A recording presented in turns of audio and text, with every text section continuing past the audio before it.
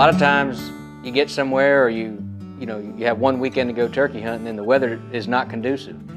And especially in the springtime of the year, a lot of storms, a lot of fronts coming through, and you get windy days. And wind is tough. It's tougher on you than anything because we can't hear.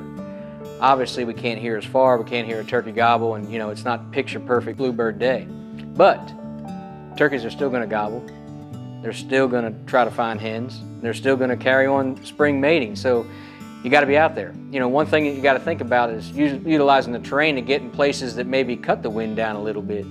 The other thing is broadcasting your calls louder. Maybe, where you were calling to a turkey at 100 yards and he could hear you real soft stuff, he ain't going to hear that soft stuff on a windy day. So in my opinion, one of the best calls for windy days when we can't hear as well is a box call.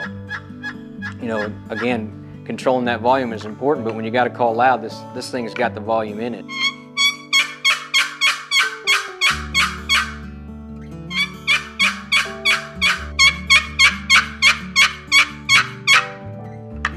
You're not changing what a turkey says, you're just changing how you deliver it to that turkey. If it can't hear you as far, get louder. And again, get yourself in utilizing the terrain to maybe cut the wind, get out of the wind where you can hear a little bit better.